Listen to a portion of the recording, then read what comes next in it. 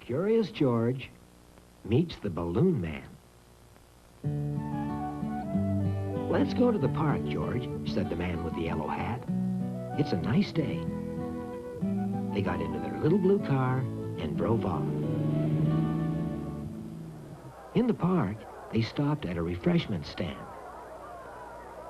"I'm going to wait in line for a hot dog, George," said the man. "You look around, but don't get into trouble." Nearby, George saw a man selling a big bunch of balloons. "Balloons for sale," he shouted. "Red, yellow, green, or blue." "Mummy, Mummy," cried a little boy. "May I have a blue balloon?"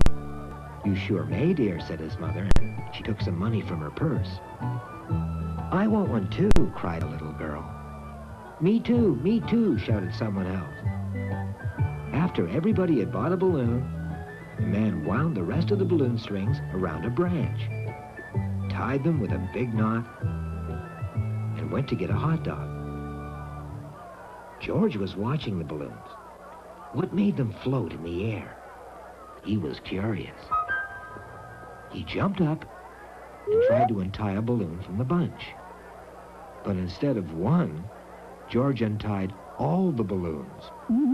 A gust of wind took the whole bunch up into the air, and George with them. Down below, someone was waving a fist at George. It was the Balloon Man. "Hey," he shouted, "you come back down with my balloons right away." But that was just what George couldn't do. Now he was floating over a family picnic. "Look up there, Dad," said a little boy. "There's a monkey taking a balloon ride." Everybody was looking up. George was heading toward a tall building with a scaffold hanging on it. Just then, the wind calmed down, and George landed right on the scaffold beside a window washer. "Hey, what do you think you're doing?" shouted the man. "Since you're here, you might as well help me out." There were some sponges and pails full of water. George knew what to do. He tied the balloons to the scaffold and was ready to start. There were lots and lots of windows. How good that George was a monkey. He washed windows faster than anyone. George swung from window to window, and soon the job was done. "Good work, George," said the workman. "Now we can go home."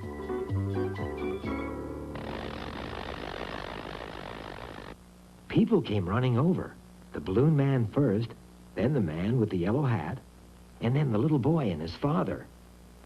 "There you are," shouted the Balloon Man. "You're the one who took all my balloons." "Hold it," said the workman. "He was a good helper, and he washed a lot of windows for me." "Well, George," said the Balloon Man, "I guess he's right. You did make up for the trouble you caused." And George handed over the bunch of balloons. "Good landing, George," said the man with the yellow hat.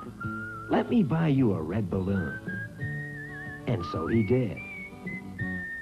Then they got into their little blue car and drove back home.